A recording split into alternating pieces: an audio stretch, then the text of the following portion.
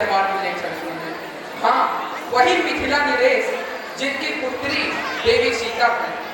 आज देवी सीता और माता गार्गी के मध्य एक अद्भुत शास्त्रार्थ होने वाला है और इससे हमको यह स्पष्ट होगा कि कैसे देवी सीता ने परम विद्वान माता गार्गी को अपनी शालीनता एवं प्रतिभा के द्वारा परास्त कर दिया शास्त्रार्थ में। तो आइए कार्यक्रम का आनंद लें। एक बार जोरदार तालियों से स्वागत कीजिए हमारे विद्यार्थियों का।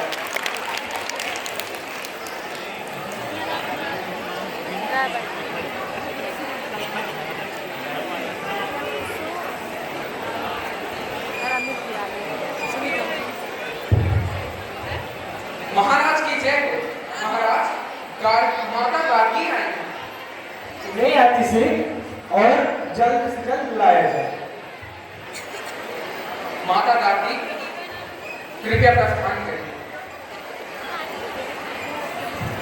माता गार्गी, आपको मेरा प्रणाम। मैं यहाँ प्रणाम पाने नहीं, शास्त्रार्थ करने आई हूँ।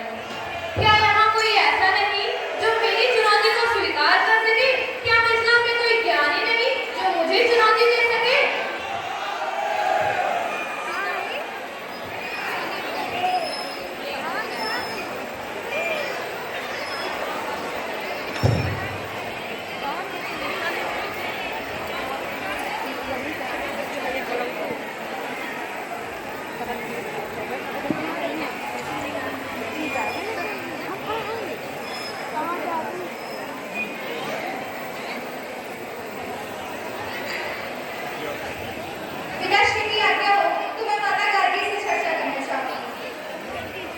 ये वही बालिका है जिसने बचपन में खेल में शिव धनुष को उठा लिया था। शक्तिशाली हो तुम, राजा जनक की पुत्री हो, ज्ञानी तो होगी ही। मुझे प्रसन्नता होगी कोई आज स्त्री मुझसे शास्त्रार्थ करेगी, क्योंकि अब तक केवल पुरुष ही पराजय का साथ चखते आ रहे हैं। पराजय विजय तो युद्ध क्षेत्र में होती है माता। ज्ञान के क्षेत्र में तो केवल चारों का संगम होता है और आपसे कुछ ज्ञान का अंश पाना मेरे लिए सौभाग्य है। अवश्य।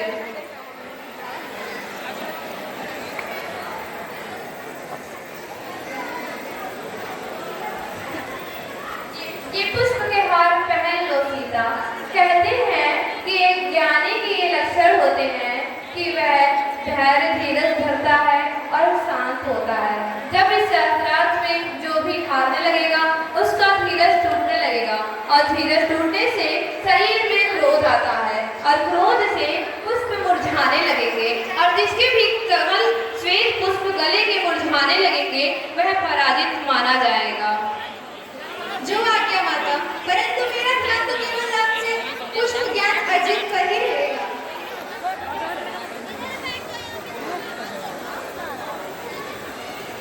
तो प्रारंभ करें सीता।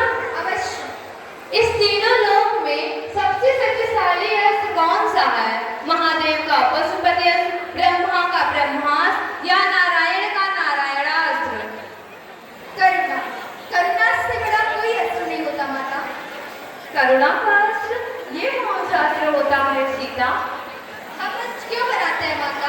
सब पर विजय पाने के लिए ना। परंतु जिसके पास करुणा हो, सबकी पीड़ा समझने का भाव हो, वो इस संसार में सबको अपना बना सकता है। और जिसके पास सुनते हो, उसे किसी अस्त्र की क्या आवश्यकता है मेरी? अच्छा, अब ये बताओ, सबसे महत्वपूर्ण समय कौन सा होता है एवं सबसे महत्वपूर्ण व्यक्ति कौन होता है?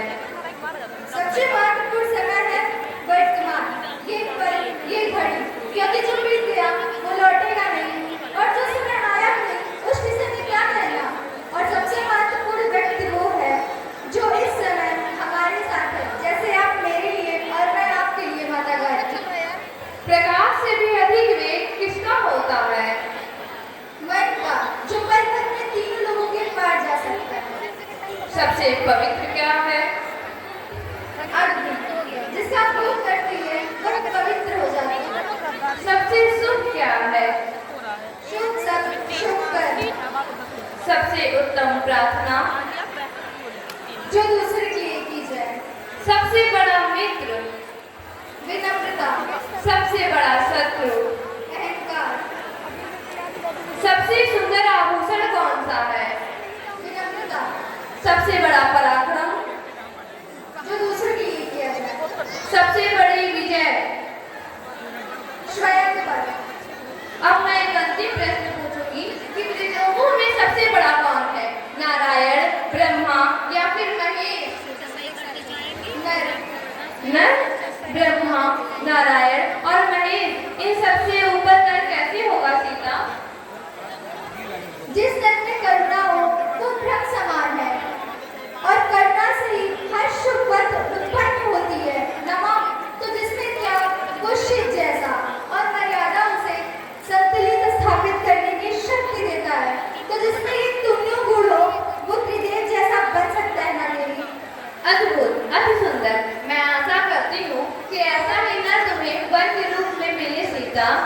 मैं यहाँ पे साक्षात करने तो आती हूँ राजा जनक। इस बार सीता ने जो मुझे शास्त्रों का और जीवन का रूप समझाया है उससे मैं प्रभावित हुई हूँ।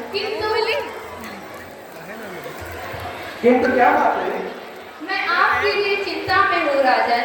क्या आप ऐसी अपने ज्ञानवती और विलक्षण पुत्री के लिए ज्ञानवती वर ढूंढ पाएंगे जो इसी की तरह योग हो, इसी की तरह किसी भी समय, किसी भी परिस्थिति में, किसी भी परीक्षा